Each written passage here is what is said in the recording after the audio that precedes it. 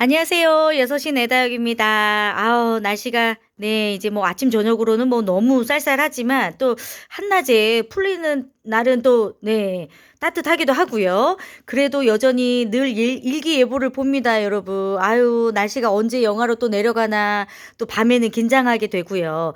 오늘은 이제 또 겨울철에 이제 다육이를 관리를 할 때 고민 중에 하나가 이제 물 관리가 아닌가 생각이 드는데 저는 이제 겨울 동안에는 물 관리를 정말 신경을 쓰지 않고 하기 위해서 가을철에 네, 실내로 들어오기 전에 저는 뭐 비를 완전히 네, 몽땅 맞추든 아니면 이제 저명관수로 아주 그냥 다육이를 통통하게 물이 그냥 꽉 차는 정도로 저명관수까지 하고 나서 실내로 들어옵니다. 그런데 이제 올해는 마지막까지 비를 맞고 비를 말릴 수 있는 기간이 없 없는데 네 영하로 내려가는 날씨였기 때문에 저는 이제 마르지 않은 상태에서 사실 실내로 들어와서 그게 조금 걱정이 됐지만 늘 창문 열어주면서 그래도 네 화분 안에 있는 흙들이 어느 정도는 조금 말랐으리라 생각은 하고 있지만 그래도 조금은 긴장을 하면서 혹시라도 목대가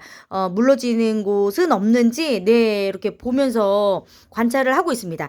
여러분들이요 되도록 이제 그 겨울철에는 물을 많은 물의 양을 주는 거는 바람직하지는 않고요. 또 영하로 내려갈 때는 절대 네, 다육이들 물을 주실 필요가 없습니다. 냉해에 오히려 뿌리가 굉장히 많이 상할 수가 있을 것 같고 봄, 가을에는 금방금방 증산작용 그러니까 물이 날아가는 그리고 성장을 하는데 필요한 물이 빨리빨리 소모가 되기 때문에 물이 많아도 상관이 없는데요. 겨울은 어찌됐든 이제 성장이 매우 느리고 때로는 영하로 내려가면서부터 일단은 그 영상에서요. 5도 이하로만 내려가도 이제 식물들은 거의 생육 작용을 하지 않습니다. 예. 더군다나 이제 영하로 내려가는 날씨에는 네, 거의 뭐 다육이가 잠들어진다고 생각을 하시면 되는데 근데 이제 베란다 온도는 또 조금 다르기 때문에 여러분들이 다육이를 키우는 환경에 따라서는 다르게 판단을 해 보시는 게 좋을 것 같아요.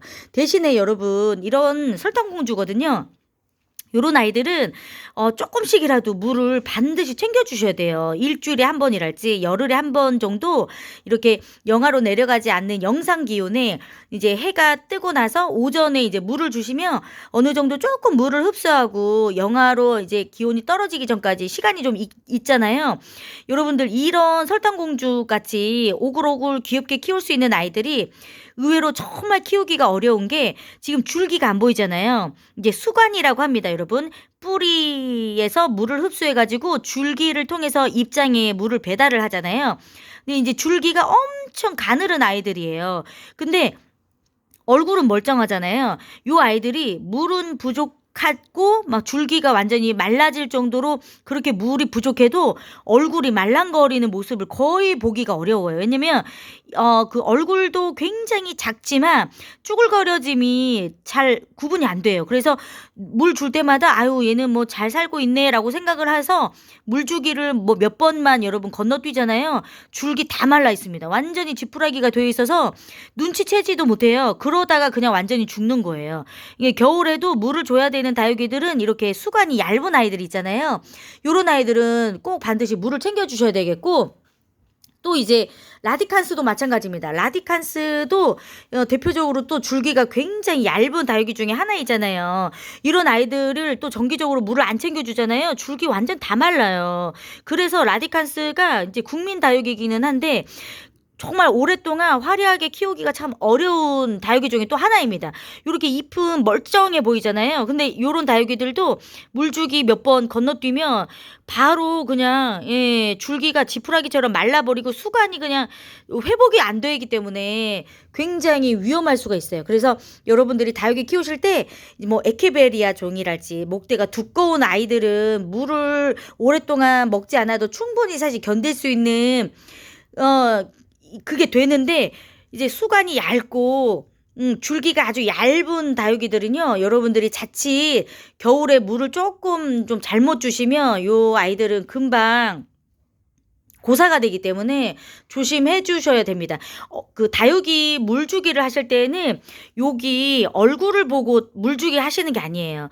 이제 입장이 쭈글거려질 때 물을 주는 것도 어느 정도 물을 주는 방법 중에 하나이기는 하지만 되도록이면 오히려 건강하게 잘 키우기 위해서는 완전히 입장이 많이 쭈글거리기 전에 물을 주시는 게 훨씬 더 저는 좋다는 저는 개인적인 의견을 가지고 있습니다. 왜냐면 입장이 많이 쭈글거려질 때 그때 물을 주잖아요. 그러면 한꺼번에 성장을 할 때 그때 막 웃자랄 수가 있어요. 햇빛이 잘 안 보여질 때는 물 빡 줬을 때 완전히 웃자라거나 아니면 치마에 입거나 그래서 그냥 안정적으로 어느 정도 물 주기 기간을 지키면서 여러분들이 물 주시는 거 사실 훨씬 더 중요합니다. 오히려 조금 물 들고 이런 게 조금 더딜 수는 있지만 오히려 쭈글거려질 때까지 기다렸다가 물을 주는 것보다 정기적으로 물을 주는 게 다육이들을 건강하게 키울 수 있는 훨씬 좋은 방법인 것 같아요. 네, 저는 그렇게 생각합니다.